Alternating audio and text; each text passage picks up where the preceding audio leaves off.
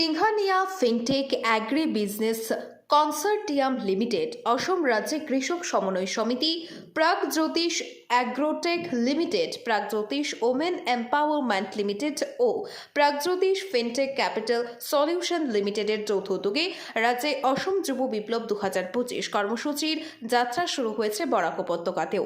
রবিবার একদিনে উপত্যকার 3 জেলায় কার্যালয় উদ্বোধন করা হয়। শিলচরে কার্যালয় উদ্বোধন করেন সিংহানিয়া ফিনটেকের এক্সিকিউটিভ ডিরেক্টর হিমন্ত কুমার গগৈ, প্রশাসনিক প্রধান শ্যামল থাবা।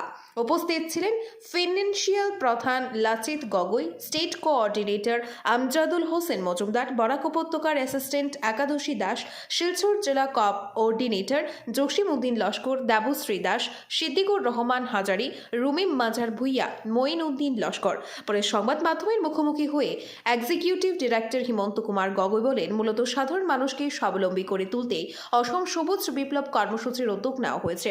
এর মাধ্যমে সাধারণ মানুষকে স্বল্প সুদে পুঁজি দিয়ে তাদের ক্ষুদ্র উদ্যোগ যেমন হাঁস পালন, গরু পালন, মুরগি পালন ইত্যাদি গড়ে তুলতে সহায়তার হাত বাড়িয়ে দেওয়া হবে। ব্যুরো রিপোর্ট, আজকের Barak. Singhania fintech agri business consortium এই গ্ৰুপৰ আমি মাতৃ গ্ৰুপ হিচাপে লয় আৰু ইয়াৰ সহযোগী অনুষ্ঠানৰ জৰিয়তে সমগ্ৰ অসমৰ সেউজ বিপ্লৱ 2025 আমি এটা পৰিকল্পনা কৰি নিবনুৱা যুৱক যুৱতী কৃষকসকলৰ অৰ্থনৈতিক বিকাশৰ কাৰণে কাৰ্যসূচী গ্ৰহণ কৰিছোঁ আৰু সেই কাৰ্যসূচীত আমি তেওঁলোকক বিত্তীয় যোগান আঁচনিখনৰ কাৰণে যোগান ধৰা কামখিনি আমি দায়িত্ব পালন কৰিবলৈ গৈছোঁ আৰু তেওঁলোকক আমি আঁচনিখন দিয়াৰ পিছত মনিটৰিং আমি নিজেই কৰিম। আমাৰ টীমে আমাৰ পঞ্চায়ত পৰ্যায়লৈকে, পঞ্চায়ত পৰ্যায়, উন্নয়ন খণ্ড পৰ্যায়, জিলা পৰ্যায় গোটেইখিনিতে আমাৰ কৰ্মী আছে, তেওঁলোকে মনিটৰিং কৰিব আৰু তেওঁলোকৰ উৎপাদনসমূহ যাতে বজাৰকৰণৰ ক্ষেত্ৰত কোনো অসুবিধা নহয় তাৰ কাৰণে আমাৰ সিংহানিয়া ফিনটেক এগ্ৰি বিজনেছ কনচৰ্টিয়ামৰ আমাৰ নিজা এক্সপৰ্টাৰ ইম্পৰ্টাৰ লাইচেঞ্চ আমি লৈছোঁ আৰু আমি তেওঁলোকৰ এইখিনি কথা গোটেইখিনি সহায় কৰিম।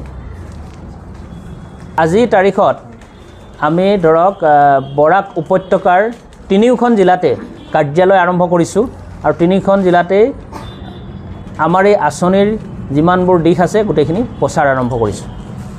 আমাৰ সিংহানিয়া ফিনটেক এগ্ৰি বিজনেছ কনচৰ্টিয়ামৰ অন্তৰ্গত 400 জন প্ৰায় মানে ক্ষেত্ৰ পৰ্যায়ত ফিল্ড লেভেললৈকে কৰ্মীৰ সংযোজন কৰি দিয়া হৈছে আৰু ইয়াৰ ওপৰত আমাৰ জিলা আৰু ৰাজ্যিক পৰ্যায়ৰ সমন্বয়ক সংযুক্ত কৰি নিম্নতম কিমান হ'ব টোটেল 400ৰ অধিক হৈছে। গোটেইখিনি আমি তেওঁলোকক নিয়ম মতে আমাৰ যিখিনি কৰোণীয় কাম সম্পূৰ্ণ কৰা হৈছে। আমি গোটেই সমগ্ৰ অসমত 2023-24 বিত্তীয় বৰ্ষৰ পৰা আৰম্ভ কৰি 31 মাৰ্চ 30 বৰ্ষলৈকে 2030লৈকে 10 কোটি উদ্যান শস্য, বনৌষধি আৰু ৰেচম শিল্পৰ পুলি ৰোপণ প্ৰতিপালনৰ কাৰ্যসূচী পালন কৰিছোঁ আৰু ইয়াৰ লগতে আমি ৰাজ্যৰ মৃতপ্ৰায় সমবায় খণ্ডৰ আৰু ৰাজ্যৰ প্ৰয়োজনীয় কিছুমান দিশৰ অনুষ্ঠান পুনৰুজ্জীৱিতৰ কাৰণে লক্ষ্য কৰিছোঁ। সেই লক্ষ্যৰ ভিতৰত বৰাক উপত্যকাত থকা কাগজ কলটোক আমি 2025 চনৰ জানুৱাৰীৰ পৰা আৰম্ভ কৰাৰ কাৰণে আমাৰ যিটো পৰিকল্পনা আভ্যন্তৰীণ ৰাজ্য চৰকাৰ, কেন্দ্ৰীয় চৰকাৰৰ লগত যোগাযোগ আৰম্ভ কৰিছোঁ। আপনাৰা দেখছেন আজকেৰ Barak, a house of digital media.